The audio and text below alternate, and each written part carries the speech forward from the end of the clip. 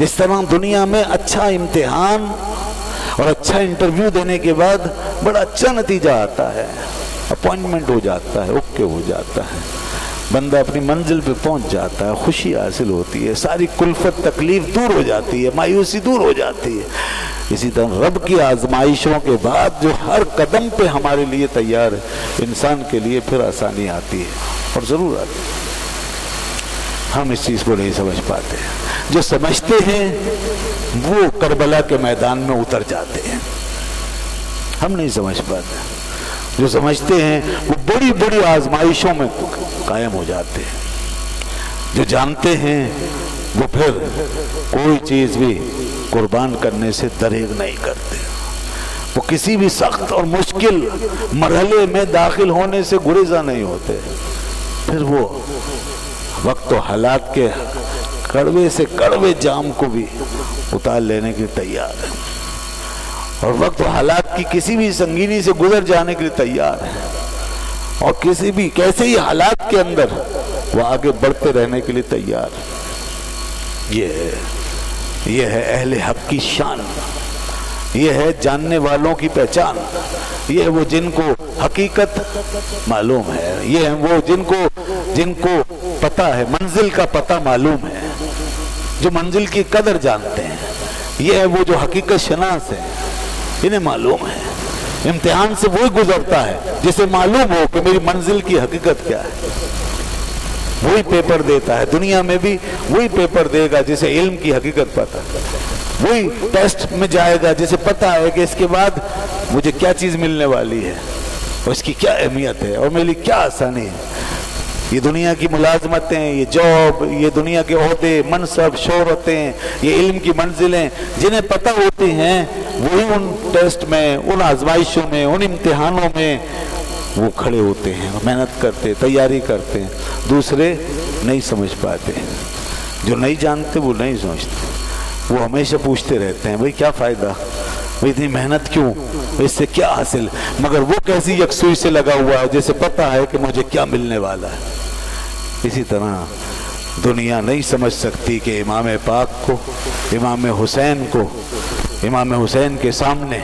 کون سی منزل تھی جس کے لیے وہ یکسوئی کے ساتھ آگے بڑھتے جاتے تھے، ان کی وہ لذت کیا تھی، ان کا وہ مزہ کیا تھا، ان کی وہ حقیقت اور معرفت کیا تھی، دنیا اپنی عقل سے نہیں سمجھ سکتی، دنیا نہیں سمجھ سکتی، جس کے لیے وہ آگے بڑھتے چلے گئے۔ محرم کے اس مہینے میں آج جو چیز ہمیں یاد آتی ہے وہ یہ کہ وہ کتنی یکسوئی کے ساتھ یہ ان سارے مرحلوں سے گزرتے چلے گئے، کیسے کیسے مراحل آگے آتے رہے، کیسے کیسے کڑوے گھونٹ تھے، کیسی تنگیاں تھیں، کیسی سختیاں تھیں، ان سب سے گزرتے ہوئے آگے بڑھتے جا رہے تھے۔ لوگوں نے کہا اے امام آپ کہاں جاتے ہیں، یہ کوفے والے یہ پہلے بھی بے وفائیاں کر چکے ہیں،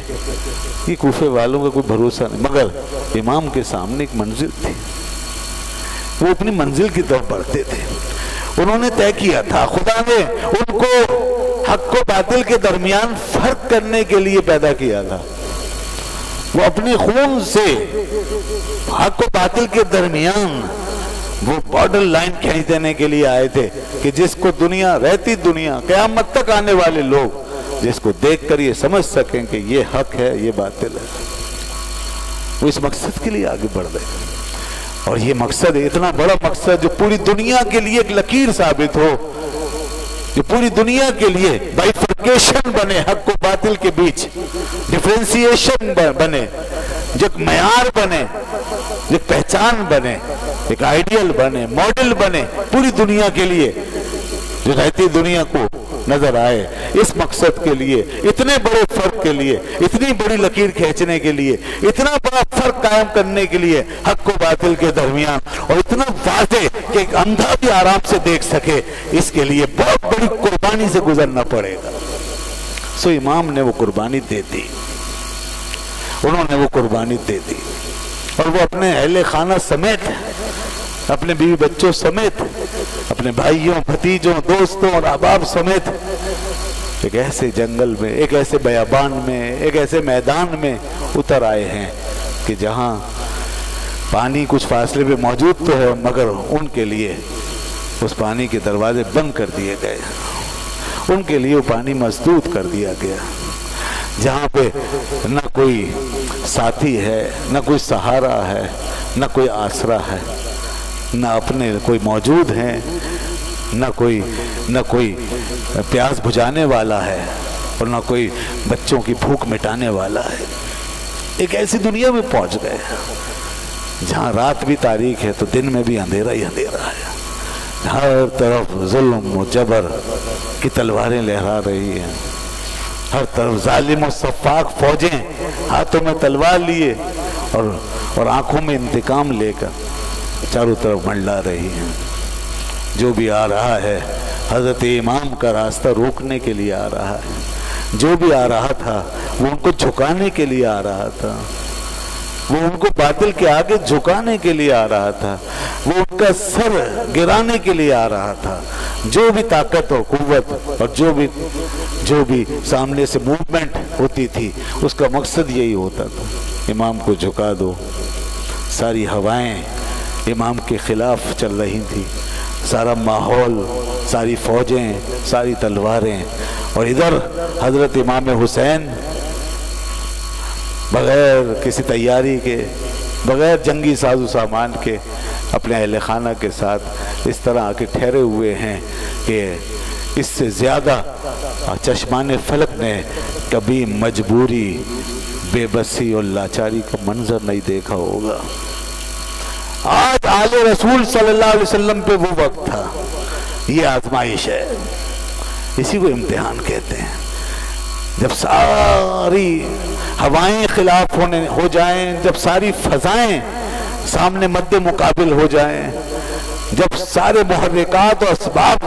ساتھ چھوڑ دیں، جب ہر طرف سے مزاحمتیں ہونے لگیں، جب ساری امدادیں بند ہوں،